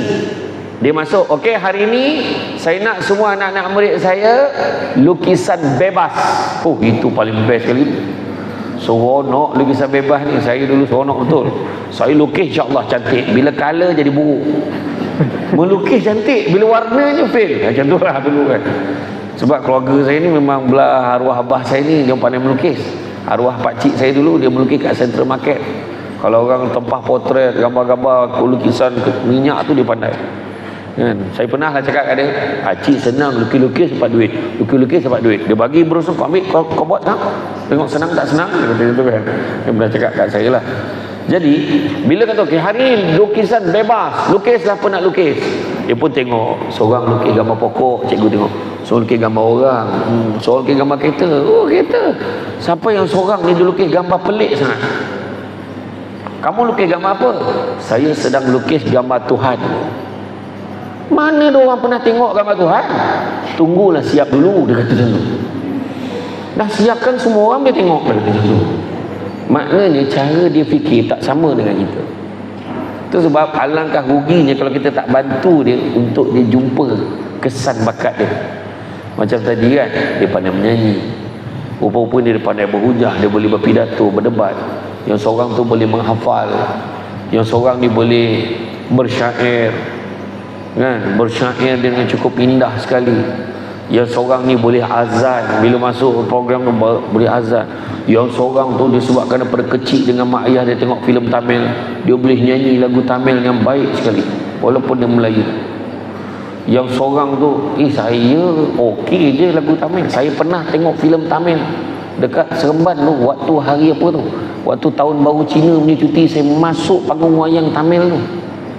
Masa tu cerita Kuruvi saya tengok. Masa saya pergi tu, saya seorang je Melayu.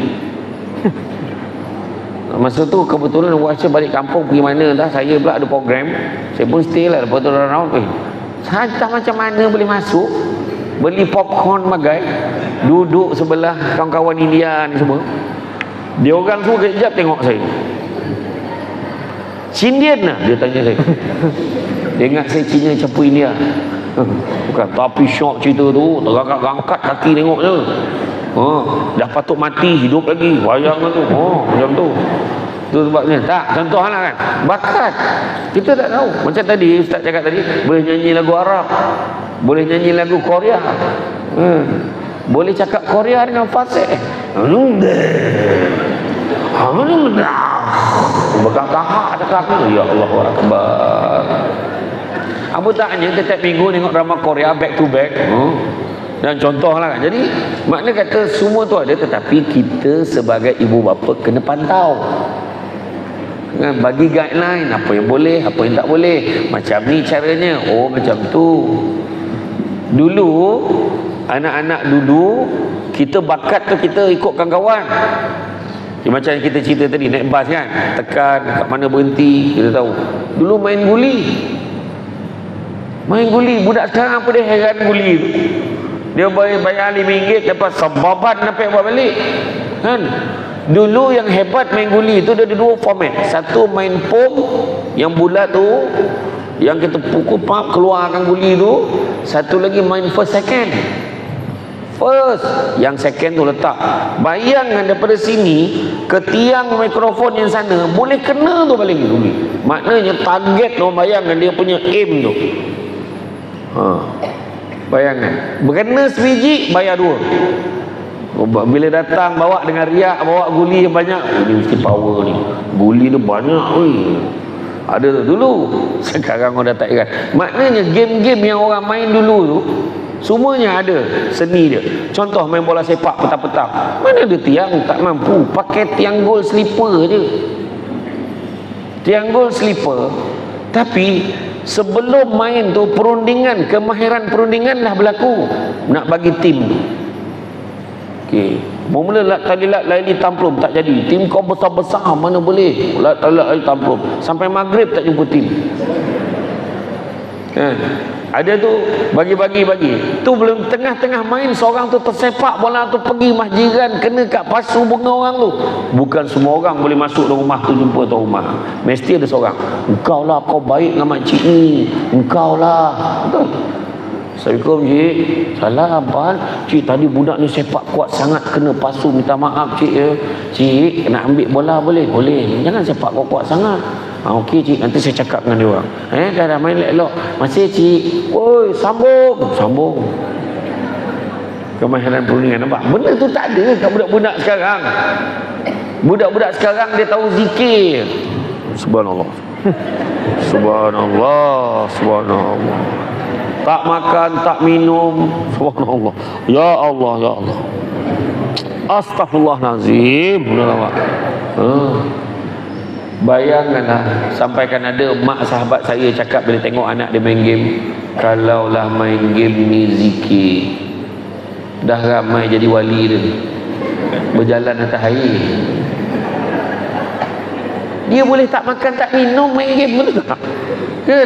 Kita dulu tak ada lah macam tu, main-main balik, lapar balik, makan. Budak sekarang ya kan, betul. Itu sebab saya kata tadi, balik pada tadi, perkongsian kita tadi, makna kata, dalam hal ni nak pastikan kita kawal anak kita. Semua ada bakat dia, risau. Tapi kadang yang jadi tak ada tu semua, kita kontrol anak kita. Contoh menurut kajian Pakar Memori Asia, potensi anak daripada lahir sampai umur dia 4 tahun, potensi otak dia 98%. Bila masuk je 5 tahun, sebab sekarang ni dah ada 4 tahun dah hantar kat sekolah, dah hantar 4 tahun 5 tahun hantar kat sekolah. Masuk je sekolah, potensi otak dia dah tinggal 29%. Sebab dia dah mula ada peraturan. Tangan angkat, tangan jatuh, tangan angkat, tangan jatuh, rambut sikap belah tepi, bedak berkepul. Kan, kena pakai ni, kena pakai baju sama. Ya Allah, kenapa pakai baju ni? Dia tak ada kebebasan lah. Duduk, sit down. Tak boleh berdiri pula dah. Macam-macam, semua ada peraturan. Jadi potensi otak dah tinggal 29%. Dan kanak-kanak seperti kita semua ni, potensi otak kita dah tinggal kurang daripada 1%.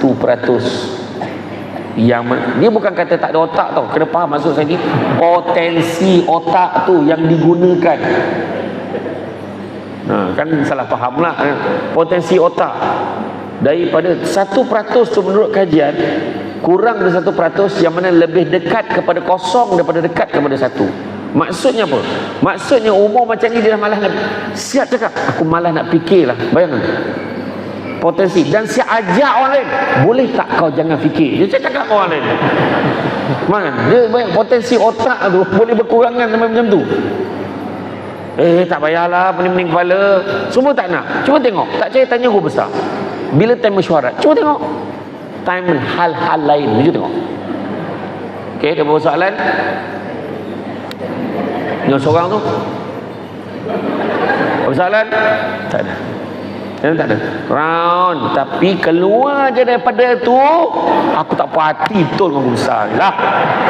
Kenapa dia buat macam ni weh? Itulah pasal aku bukan tak nak cakap, dia kata. Waktu boleh cakap, tak nak cakap. Nampak tak? Itu yang saya maksud, saya potensi otak tadi. Ya, kita dah buat grup dah. Ada satu grup WhatsApp, guru besar ada dalam tu dengan semua. Ada satu grup pentadbir, ada satu grup sekolah pagi, ada satu grup sekolah petang. Ada ke sekolah pagi petang? Oh tak ada, satu sesi. Semua guru ada dalam tu. Jangan risau, akan ada satu grup lagi untuk bincangkan apa yang ada bincang dalam grup guru besar tu. Aku memang tak puas hati tu dengan Cikgu Sharifah ni lah. Kenapa dia macam ni tersend pula kat grup utama tu? Sekarang boleh delete. Dulu tak boleh delete. Dulu masa tak boleh delete, langsung masuk artikel.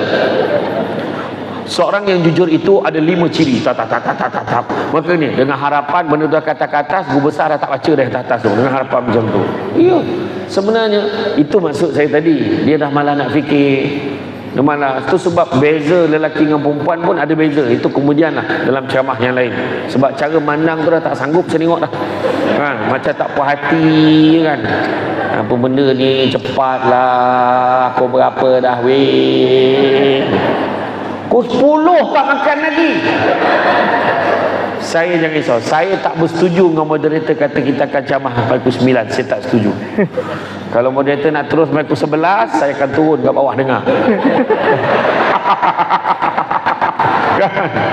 Jadi tak adalah. Itu estimate. Kan estimate aja.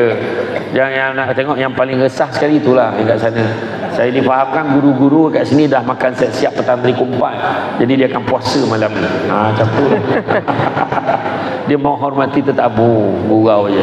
Sebab cikgu-cikgu ni semua makanan ni tak perlu pada dia dunia semua.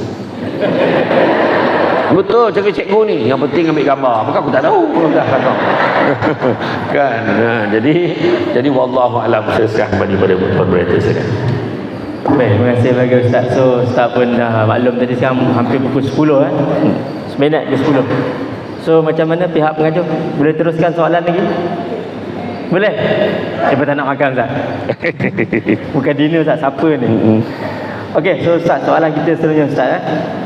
Mungkin ada kalangan ibu bapa yang kita bukan tak pandai didik anak, kita bukan tak nak didik anak. Kadang-kadang perasaan seorang manusia kan, kita kadang kecewa, kadang putus asa dengan sikap anak kita, terutama ibu bapa yang Allah uji diberikan anak yang mana ada masalah disiplin, terkebelakang dari akademik, so dia rasa kecewa, putus asa. So Ustaz, macam mana Ustaz kita nak bagi tip ataupun pandangan Ustaz kepada ibu bapa yang kadang-kadang dia dah putus asa dah, habis rank dah, usaha nak didik anak tapi tak jadi Ustaz, hampir putus asa. Kalau boleh jual, nak jual anak juga. Bagi hina tu. Macam Ustaz, Baru pasang ke benda ni? penting. Besi tu baru lekat kot siang tadi ni. Tak adalah. Berah keras barang dikikir, dibawa orang dari hulu. Barang kerja hendaklah difikir, supaya kelak tidak mendapat malu. Dalam nak bawa didikan kepada anak-anak kita ni, 5 perkara kita kena cakap dengan dia. Dalam nak berjaya, 5 perkara kena ada. Pertama, prosesnya panjang, bukan tiba-tiba berjaya. 1. Kedua, kena ada komitmen. Kena datang sekolah, kena buat homework, kena jawab ujian, pendengar cakap cikgu. Kedua. Ketiga, kena fokus. Kalau pergi sekolah main-main takkan berjaya. Balik rumah tak fokus pada homework tu, nak main juga tak siapkan homework, menyalin daripada kawan, takkan berjaya. Keempat, kena ada kepatuhan pada peraturan dan undang-undang yang kita cerita sekarang ni, disiplin. Dan yang kelima, kena ada apa yang disebut oleh guru besar sebut sebagai konsistensi, ataupun penceramah kat luar tu sebut sebagai istiqamah. Maknanya 5 ni kena ada. Salah satu tak ada, takkan berjaya. Maknanya apa yang Tuan Moderator sebut tadi tentang disiplin, salah satu daripada 5 ni. Contoh apa? Pertama, proses panjang. Kita ambil semua benda dalam dunia ni kena 5 ni. Kita ambil satu, pemain bola sepak kebangsaan. Okey, nak bagi faham. Pemain bola sepak kebangsaan bukan tiba-tiba dia boleh main negara. Dia kena main sekolah dulu. Dah main sekolah, dia main pula peringkat daerah. Tengok bagus lagi, terpilih, main peringkat negeri. Dah menang peringkat negeri, dia pergi kebangsaan. Kalau dia layak masuk dalam top 20, masuk untuk pergi skuad pelatih kebangsaan. Ikut umur, bawah 12, bawah 15, bawah 18, bawah 20 dan sebagainya. Kemudian bila sampai umur tertentu, ketiga kena apa? Komitmen. Yang kedua, komitmen ni macam mana? Training kena datang. Tak datang training, dia takkan berjaya. Mana ada pemain bola sepak tak training? Saya jumpa saya jumpa Zakwan Adha. Zakwan kembar bola sepak, dia datang rumah saya. Saya tengok, banyak kau makan Zakwan dekat tu. Badan dia macam tu, makan banyak. Saya tak apa Ustaz, saya makan, besok saya lari, dia kata. Kita makan, besok kita baring. Itu masalah kita kan.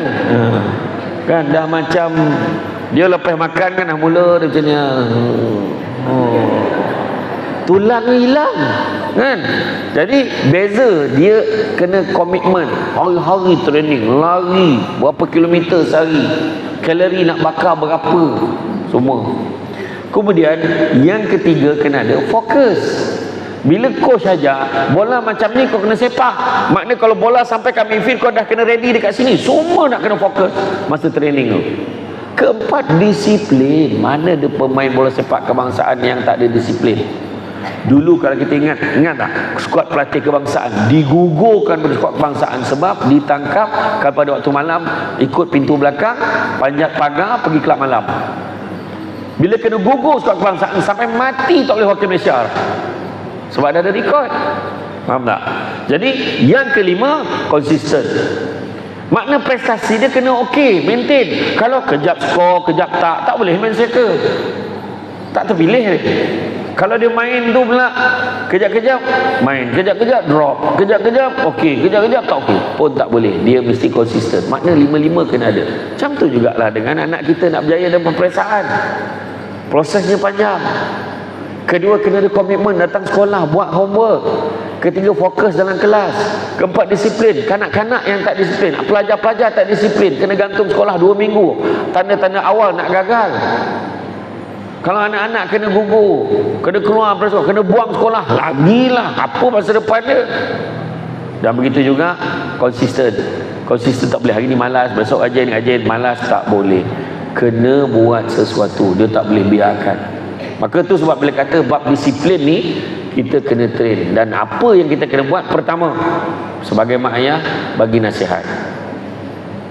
Yang kedua, layan. Kalau kita layan anak ikut peringkat umur, insya-Allah tak ada masalah.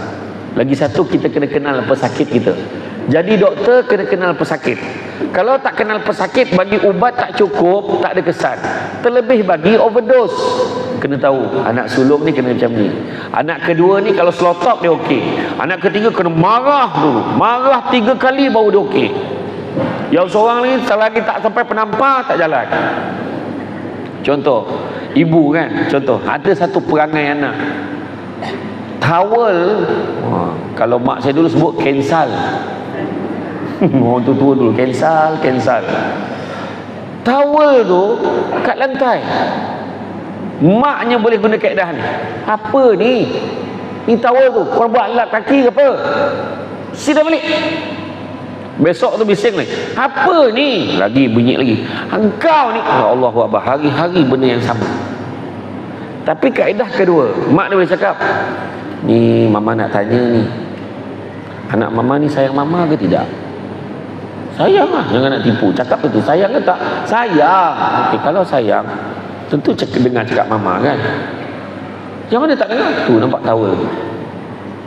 Kan mama dah cakap, sidai elok-elok. Kenapa letak kat bawah tu? Yelah, dia pun ambil.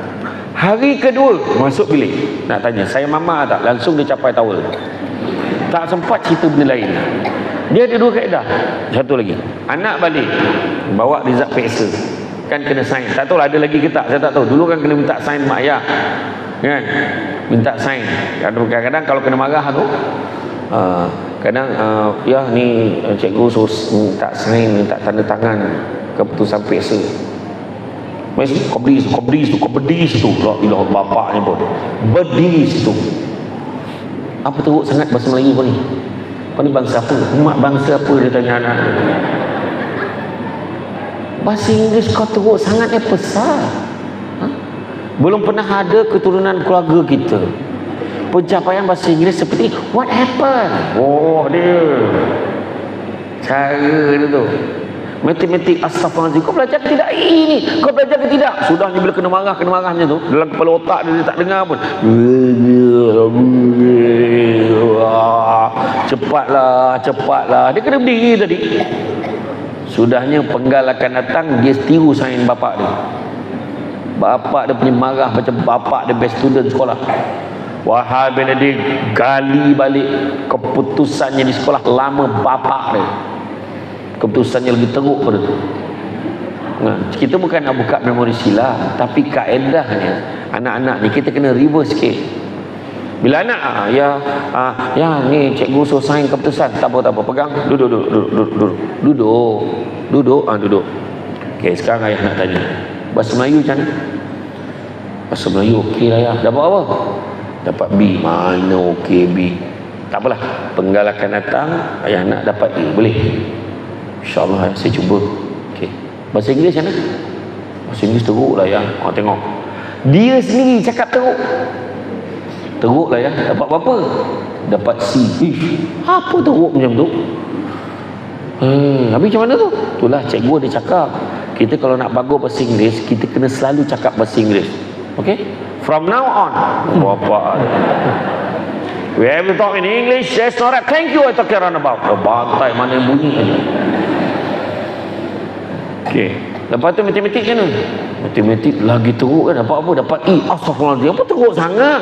Itulah cikgu cakap, matematik ni kita kena banyak buat latihan. Betul cakap cikgu tu. Sekarang saya nak tanya, buku latihan dah ada ke belum? Belum. Yang kat sekolah tu je lah. Tak ada beli buku latihan. Tak ada. Dah siap. Jom kita pergi beli. Sekarang juga beli buku latihan kau ni. Duit minta dengan mak. Settle. Benda boleh settle. Nampak tak? Penggal akan datang, anak sendiri berlari bawah. Ya. Ni kemudian sampai saya dah keluar. Alhamdulillah. Yang bahasa Melayu dah dapat A, bahasa Inggeris dapat ni, tapi matematik macam tu jugalah ya. Macam tu kita kena buat kelas tambahan. Kita akan hantar kau pergi tuition atau cari cikgu yang boleh ajar. Nampak? Jadi yang tu yang kita nak. Disiplin ni tak semestinya, ingat disiplin ni pukul. Disiplin ni untuk memastikan anak kita ni keep on track. Dia masih lagi berada pada landasan yang benar. Kita tak nak dia okey je dengan kesilapan dia. Bangun pagi, bangun lewat, lepas tu baju pun tak berbasuh, baju berkedut. Kita tak nak macam tu. Disiplin tu kita kena guide anak-anak kita, insya-Allah. Sebab macam saya sebut tadi, anak-anak sekolah rendah ni, insya-Allah, tu sebab saya kata, semalam saya ceramah dekat sekolah mana, ni sekolah rendah agama dekat Sungai Cincin, Gombak. Saya kata cikgu jangan pandang rendah. Tu saya kata jangan pandang rendah pada karier kita. Sekolah rendah ni paling mulia tau. Kenapa saya cakap macam tu? Sebab kita ni ambil daripada yang tak ada apa-apa ni, gilap dia jadi pemata. Sekolah menengah tinggal nak polis je. Kerja yang teruk ni sekolah rendah ni. Tu sebab saya kata saya tak boleh jadi cikgu. Biarlah cikgu-cikgu yang profesional ni hajar dengan bersungguh. Bila tanya awak kerja apa? Saya pendidik dekat sekolah kebangsaan Sungai Buai. Yang tu Bangges plural. Ini tanya, tak ada apa, tak payahlah tahu apa benda. Kena mengaku kita adalah guru pendidik. Itu sebab Dr. Usman Awang kata, doktor, engineer, lawyer semuanya bermula dengan seorang guru biasa yang mengajar membaca, menulis, mengira. Itu sebabnya jangan rasa rendah diri. Berusaha bersungguh, develop anak-anak kita sampai berjaya, insya-Allah. Mudah-mudahan. Tahniah pada guru-guru, bukan mudah nak jadi seperti anda semua sebenarnya. Wallahu a'lam. Alhamdulillah, cantik untuk kupasan Ustaz tadi ya. So ibu bapa-bapa yang mana rasa fresh tadi, so insyaAllah tingkatkan motivasi anda. So program kita malam ni nak bagi tip motivasi untuk anda, insyaAllah so boleh apply balik nanti. Yang kedua, hidung kena ada wam-wam-sam. Wam-wam-sam. Cakap kena confident. Baik, insyaAllah tuan-tuan. Saya pun dapat pesanan daripada Naja Ustaz. So kita terus ke soalan terakhir kita Ustaz. Sebab jangan takut nanti dinner jadi sahur ni Ustaz. Tak masuk ke sebelum ni kan. So Ustaz, soalan ketiga kita berkaitan dengan komunikasi Ustaz. So kebanyakan organisasi swasta ke kerajaan kadang-kadang fail sebabkan faktor komunikasi. So soalan yang terakhir kita malam ni ibu bapa, komunikasi antara ibu bapa dengan anak-anak. Kadang-kadang anak-anak kita di sekolah yang mana yang dikategorikan sebagai anak-anak yang bermasalah. So mereka ni bila tengok rukos dia di rumah tak dapat perhatian yang baik dari ibu bapa. Bukan dengan kesibukan kerja, tak sempat kita nak luangkan masa dengan anak-anak nak tanya pasal isu sekolah, apa masalah anak kita. So anak-anak ni tak ada tempat nak luahkan perasaan dia, nak luahkan permasalahan dia. So di sekolah dia macam orang kata apa nak lepas geram. So di sekolah dia nak tunjuk perangai dia sebab tak dapat nak luahkan pada ibu bapa dia, so dia lepas di sekolah. Akhirnya beri masalah kepada pelajar yang lain. So Ustaz, macam mana Ustaz kita nak bagi tips sikit pada ataupun pesanan yang terakhir dan sebab pergulungan juga Ustaz tentang isu komunikasi ni supaya ibu bapa dapat berkomunikasi dengan baik kepada anak dia, insya-Allah. Dalam ramai-ramai orang, Syamsul Debat lah paling tak layak sekali nak jawab soalan. Sebab saya sendiri pun kadang 2-3 hari ibu balik rumah. Dan Alhamdulillah semalam balik dah. Ini balik, esok dah mula dah nak travel balik. Lepas lagi 2-3 hari dah pergi umrah pula. Kan? Jadi Cuma satu je bahasa komunikasi yang tinggal dekat mak ayah sekarang. Sebab saya yakin mak ayah ni, saya tengok pattern duduk pun saya tahu semua berkarier. Cara karier tu yang mak ni pun macam perempuan ni dia cakap so nak kerja ni, saya tahu tu bahasa language yang saya tahu dah. Kalau saya hurai saya satu, ada seorang lagi tengah bergaduh dengan suami dia, saya tahu tapi saya tak nak urat lah kan. Tapi nak beritahu satu je language anak kita sekolah rendah, kasih sayang. Tu language dia kasih sayang.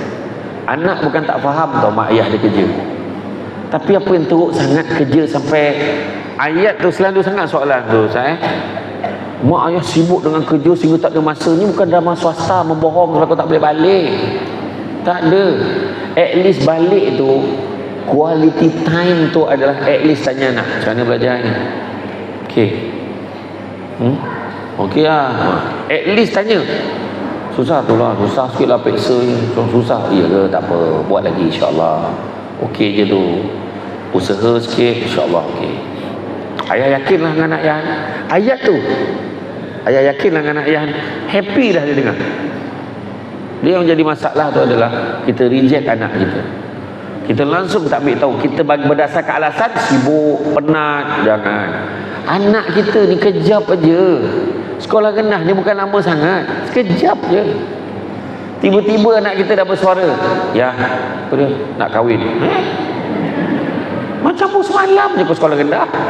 Kan? Sebab kejap masa berlalu. Rumah makin besar. Tu saya kata, rumah makin besar, orang makin tak ada. Bukan orang makin ramai.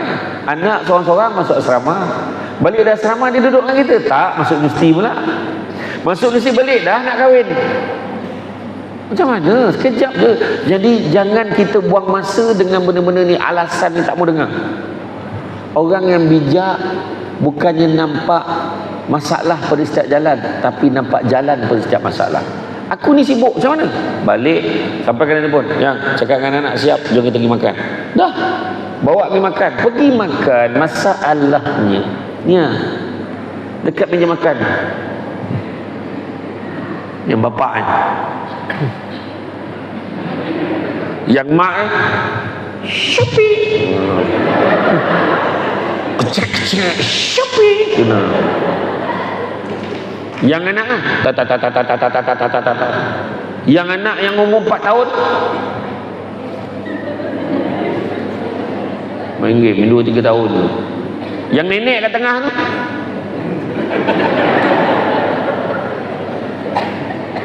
benda tu yang tak betul. Maksud quality time ni bukannya masa yang banyak, tapi masa tu dimanfaatkan. Suami balik rumah tanya isteri, so macam mana perkembangan rumah ni sepanjang ketiadaan pada hari ni? Begini bang, saya membentangkan perkara berlaku berdasarkan 3 aspek. Daripada aspek politik, alhamdulillah segala dasar yang memperkenalkan rumah ni diterima 11 suara tanpa sebarang patahan. Daripada aspek sosial, alhamdulillah perpaduan anak-anak semakin erat. Cuma petang tadi berlaku satu insiden percakaran antara Alung dan Angah yang memburukkan keadaan. Alang masuk campur. Kesan daripada pertempuran itu 3 tingkap rumah kita pecah. Okay, bahasa kita. Kemudian daripada aspek ekonomi, berdasarkan audit silang yang dibuat pada bekalan makanan yang ada dalam peti ais, mendapati bekalan makanan dalam rumah ini hanya mampu bertahan tak sampai pun 24 jam saja lagi. Dan seandainya tidak ada tindakan akan perlu diambil oleh abang, maka bersaksilah abang sudah boleh mula mengira jumlah jenazah yang mati dalam rumahnya akibat tak makan kerana makanan sudah kehabisan. Sebab apa? Petang ni dibeli. Maknanya dia tahu perkembangan. Selesai ni, Alung, macam mana sekolah? Alung pula cerita. Anak nombor 3 ni excited ni. Lepas dia nak cerita apa? Tadi kan kat sekolah kan, ada orang tu dia buat apa? Kalau pukul dia nangis padan muka. Tak baik, jangan buat macam tu. Anak kelima dah nangis dah. Kenapa kau nangis? Dah lupa nak cerita apa. Anak ni dia boleh nangis sebab lupa nak cerita. Betul tak? Dia boleh lupa. Lama sangat dia kata. Tadi nak cakap tak bagi dia kata. Nampak dia susah. Bayangkan, itu komunikasi sebenarnya. Bukan nama pun, tapi kita yang menafikan. Kadang kita balik rumah, abah dah buat appointment, diam. Kau tak nampak penat. Kita pergi. Saya ingat arwah abah saya kerja kilang dan Lopilu. Hari Rabu malam pukul 10 malam wrestling WWF, World Wrestling Federation.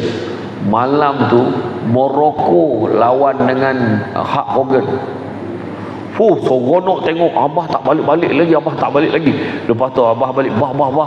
Tadi bah Hulk Hogan lawan Morocco bah. Iyo, Hulk Hogan mula-mula nak kalah dah. Yang abah pula ni.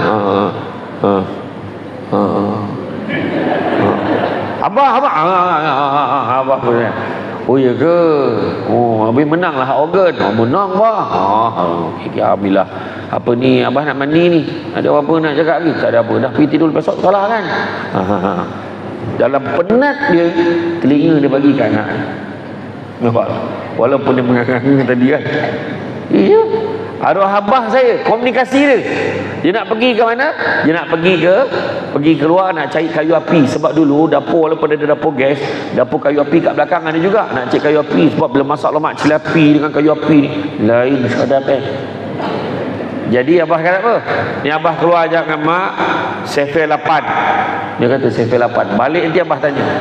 Itu pun ya 8 kali 1, 8 kali 2, 16, 8 kali 3, 24. Okey, sampai 8 kali 1, 2. Tak sabar ni. Sekali abah balik dia tidur. Dia tanya pun tidak. Contohlah kan. Tapi makna komunikasi tu ada. Dulu lain Ustaz. Kita belajar matematik lain. Kita punya minat matematik lain. Kan? Dulu kita belajar 18 campur 360 campur 28 campur 363 campur 14. Sila selesaikan dalam bentuk lazim.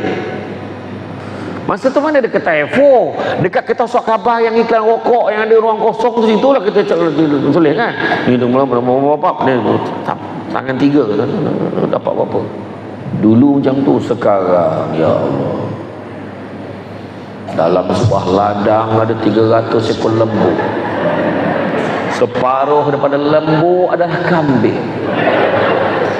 2 kali ganda kambing campur separuh lembu membentuk jumlah ayam. Itik pula separuh daripada ayam itu. Soalannya, berapakah jumlah binatang yang bertelur? Tak kegila soalannya. Bergaduh mak ayah ni, sama ni nak bikin soalan kau ni. Astagfirullahaladzim, jap separuh lembu payah. Apa kau menyusahkan? Oh, kita nak mempertingkatkan tahap pemikiran anak-anak kita. Dulu elok jadi menteri. Kau menyusahkan cikgu. Tepuk tangan dia. Saya tahu apa terbaik. Wah, betul lah. Kadang-kadang janganlah. Sebab tengok di Jepun, kalau benda yang okey, maintain, improve daripada situ je. Ni kejap-kejap tukar, kejap bahasa Inggeris, kejap bahasa Melayu. 3 plus 3 what la ilaha illallah. Kesian betul kena tengok cikgu tu lah. Bukan semua cikgu tu kesian kan. Itulah macam-macam lah sekarang ni perubahan-perubahan ni. Itulah, tapi tak apalah. Tapi kita ambil positif. Maknanya perubahan tu kita adapt. Tapi jangan sampai anak kita hilang minat. Dah lah dia susah, dia tak faham, kita biarkan pula anak kita tanpa communicate each other. Kena nak cakap macam ni, buat macam ni. Oh, saya ingat arwah abah saya dulu kan, dulu kita kena lukis gambar. Yang kita belajar cm, kena belajar km. Buluh ni berapa? 30 cm. Macam mana pula gambar buluh yang satu lagi tu, dia 25 cm. So dia pendek sikit. Macam mana? Arwah abah saya dah buat. Dia padamkan balik. Buat balik semula. Buat balik semula. Dia padam. Buat balik semula. Arwah abah saya. Sebab apa? Dia tak puas hati tengok buluh tu bengkok. Dia kena buat pakai pembaris elok-elok, cantik-cantik sampai jadi. Maknanya communicate. Jadi baru kita faham, baru kita faham kehendak mak ayah kita kepada kita.